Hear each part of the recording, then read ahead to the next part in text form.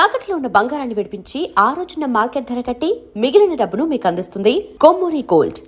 గోల్డ్లో ఏం చెప్పుకోవాలి, బాహుబలి యాక్ట్ చేశారు 2కి, లాస్ట్ ఎడిట్ చేసేసారు. బాహుబలి ప్రపంచ ప్రఖ్యాత, అవును, అందరూ వాయించి వదిలిపెట్టారు. అసలు మామూలు అజయ్ ఘోష్ చేస్తున్నాడు అది పొరపాటున అక్కడ చెన్నైలో ఇట్లా ప్రెస్ మీట్. మీరు సినిమాలో నటించినా ఇంత ప్రమోషన్ వచ్చేది కాదు అసలు. ఏంది ఆ ప్రమోషన్ ఏదో మాట వరుస ఏదో అంటే గబుక్కున ఆయన ఏదో వెబ్సైట్లో పెట్టి చేయటం, మొత్తం వాయించి వదిలిపెట్టడం. ఏంది ఇది ఇట్లా మాట. బాహుబలిలో అవకాశం రాలేదని బాధపడ్డ సీనియర్ యాక్టర్లు చాలా మంది ఉన్నారు. అది మీ దాకా వచ్చి అటు వెళ్ళిపోయింది కదా. చేశాను, యాక్ట్ కూడా చేశానండి. చేశారు, బయటికి రాలేదు కదా. అది రాలేదు, నేను ఎప్పుడు ఫీల్ కాలే. కాకపోతే అందరూ ఫీల్ అవుతున్నారు, నీ అమ్మ బాహుబలి చేసి ఒకటి ఏది రసం అంటే తీసేశారు రసామె ఏంటంటే లెంత్ ఎక్కువ తీసేశారు. దాని ఏముంది, అప్ప పోయింది రా అసలు బాహుబలిలో ఉన్నట్టయితే నువ్వు అసలు ఏందో కానీ కుదరాలుగా ఏమన్నారు, నాకు లేదు అబ్బి అదేం లేదు. పాపం వాళ్ళకి ఏంటంటే వాళ్ళకి తెలియదు కదండి. కొంచెం కొన్ని సందర్భాల్లో మనం మర్చిపోయినా పక్కన వాళ్ళు విచిత్రంగా ఉంటాయిలేండి అవన్నీ. అసలు కొందరు ఉంటే కొన్ని చోట్లకి వెళ్ళిన తర్వాత ఎవడో గుర్తుపెడతాడు, మీరు సినిమాలు చేశారు కదా అన్నాడు. వీడు పక్కన పడుతూ ఆయన సినిమా అని వచ్చి ఏమన్నా ఏ సినిమాలు చేశారు మీరు అంటే నీ మొత్తం మూర్చపల్లి వేసుకుని చెప్పాలా, పలానా సినిమా.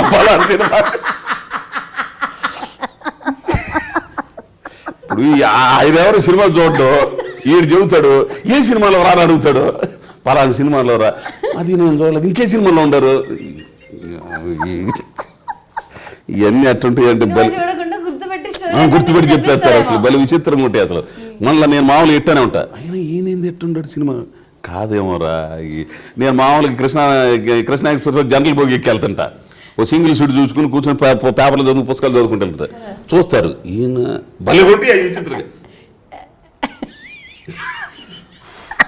కాబట్టి మీరు సినిమా నేను ఆడే సినిమా కాదు మీలాగా ఉండేవాడండి, సీరియల్లో కనపడుతుంటా మీరు ఆడుకుంటారేమో. అసలు నేను పట్టించుకోను, అసలు వాళ్ళే డిసైడ్ అయిపోతారు. పేపర్ ఊరికే చదువుతున్నట్టు ఉంటే వింటారు అన్ని. అసలు వాళ్ళు డిసైడ్ అయిపోతారు, ఈయన కాదు వాళ్ళు అయితే యాక్టర్లు అయితే ఎందుకు వస్తారు. తర్వాత కొంచెం ఇబ్బంది అయ్యి ఇప్పుడు కొంచెం బస్సులో గిసులో అట్లా వెళ్ళటం ఏం సరిపోతుంది తప్పితే. ఫ్లైట్స్లో తిరుగుతున్నారా ఇబ్బంది పడడం వల్ల? అబ్బే ఫ్లైట్స్ అంత లేదు, ఏదైనా సినిమా చెన్నై బెంగళూరు వెళ్ళేటప్పుడు మాత్రం ఫ్లైట్స్ అట్లా. అంటే మీరు చెబుతుంటే ఇప్పుడు పెరిగే కొద్దీ కొంచెం అవి కూడా వస్తుంటాయి కదా అట్లా. ఏదైనా నేను భారతీయుడే అంటారు, ఫ్లైట్లు వచ్చినా ఏది వచ్చినా ఇంకా ఫ్లైట్కి మించింది వచ్చినా కూడా ఇలాగే ఉంటారంటారు. So great. కానీ నా గోల్ నేను చేరుకోవాలి, అదే లక్ష్యం నాది. ఏంటి మీ అల్టిమేట్ గోల్? అంతే, అంటే చెప్పాను కదా ఆ మహానటుల సరసన నా కోట గారికి లాగా కోట గారి నేను తాగలిగినంత ఆర్టిస్ట్ని. ఎందుకంటే నా కోట గారి ప్రభావం నా మీద చాలా ఉంటుందండి. కొన్ని సినిమాల్లో ఆయన చేస్తుంటే ఆయన కనపడ్డు, క్యారెక్టర్ కనపడింది అసలు. ఎటువంటి క్యారెక్టర్లు అండి, మనకి ఎప్పుడు వస్తుంది అవకాశం, ఎప్పుడు చేయగలవు అని ఆ తపన పడుతుంటాను నేను. కోట గారి యాక్టింగ్ ఎప్పటి నుంచి అబ్జర్వ్ చేయడం మొదలు పెట్టారు? ఎప్పుడంటే అదే ప్రతిఘటన, అప్పటి నుంచే ఆయన ఫ్యాన్ అయిపోయారు అసలు.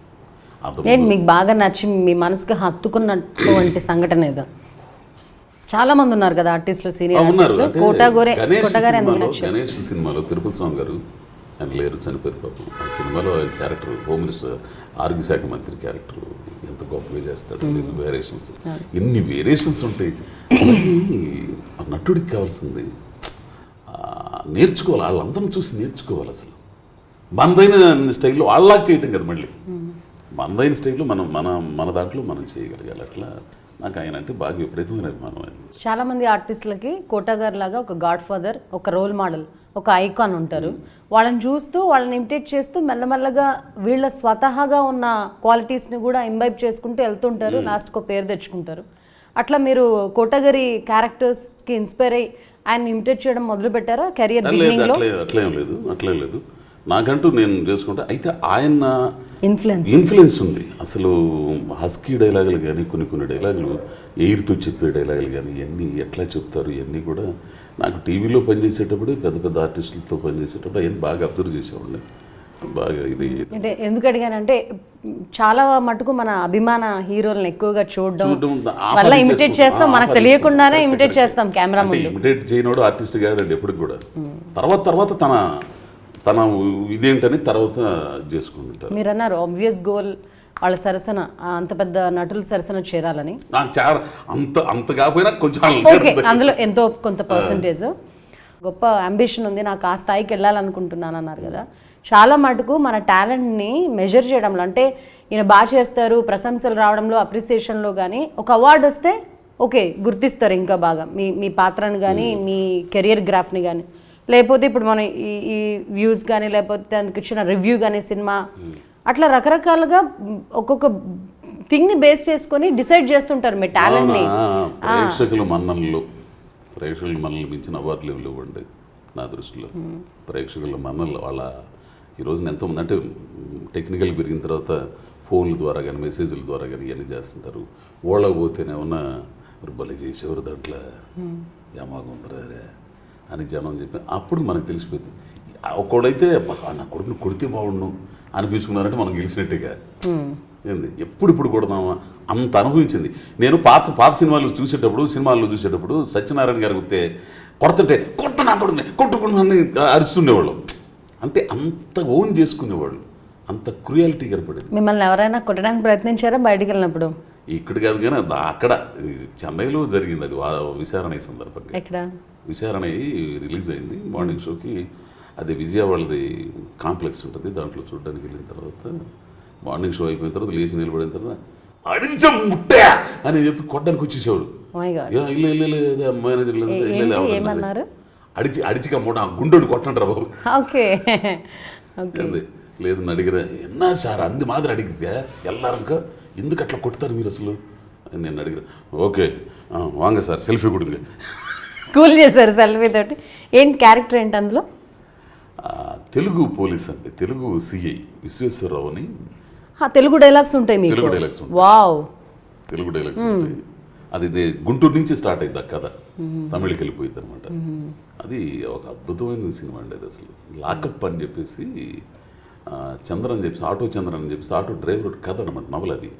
దాన్ని విచారణగా తీశారు. అది ఫెస్టివల్. మన తెలుగు సినిమాలో తెలుగు కన్నా ఎక్కువగా ఇతర భాషలు వినిపిస్తూ ఉంటాయి, కానీ ఒక తమిళ సినిమాలో తెలుగు భాష మీ క్యారెక్టర్ రావడం అది వింటున్నప్పుడు ఎలా అనిపించింది? అంటే ఆయన ఏమో ఒక 3 నెలలు కదా 5-6 నెలల నుంచి ఆ క్యారెక్టర్ కోసం చూస్తున్నాడు, ఆర్టిస్ట్ కోసం. ఆ టైంలో చలపతి గారు అని ఒక మేనేజర్ చూడటం, నన్ను వాళ్ళకి పరిచయం చేయటం, ఆయన వెట్రిమారన్ గారు పిలిపించడం, చూసి నాకు సరిపోతాడని చెప్పేసి చేయటం. చెన్నైతో మీకున్న అనుబంధం? చెన్నైతో అంటే కొంచెం అదే తమిళ సినిమాలు కాబట్టి కొంచెం గుర్తింపు వచ్చింది అక్కడ. అది కొంచెం నాకు ఒక రకమైన ఫీల్. పాత ఇది కదా చెన్నై అంటే అందరి డ్రీమ్ కదా ఒకప్పుడు. రామారావు గారి ఇల్లు, నాగేశ్వరరావు గారి ఇల్లు, ఘంటసాల పాడిన పాటలు, ఇది ఏవిఎం స్టూడియో, దీని ఎదురుగానే రజనీకాంత్ గారు కూర్చున్నారు, పానగల్ పార్కు, ఇవన్నీ చెబుతుంటే ఒక రకమైన పులకింత వచ్చింది కదా. తెలుగు తమిళ అనేది ఒక ఫ్యామిలీ. అంతే. And for more videos, please subscribe to iDream. Please subscribe to iDream. Please subscribe iDream. And please subscribe to iDream. For more videos, subscribe to iDream. please like, share and subscribe to the channel. Congratulations, iDream. Subscribe to iDream. Subscribe to iDream. So subscribe to iDream Media. iDream team andarki huge congratulations. Please subscribe iDream Media. Please subscribe to iDream. Subscribe iDream. Please subscribe to iDream. iDream అంటే నా కళల ఛానల్ను subscribe చేసుకున్న నోరు తిరుగుతలేదు, మీరైతే గంట గుర్తు కొట్టండి. For more such videos, please subscribe to iDream. Subscribe to iDream. Please subscribe to iDream. Please subscribe iDream Media. Please do subscribe to iDream. Please subscribe to iDream Media. For best entertainment and information, please subscribe iDream. And don't forget to subscribe to iDream.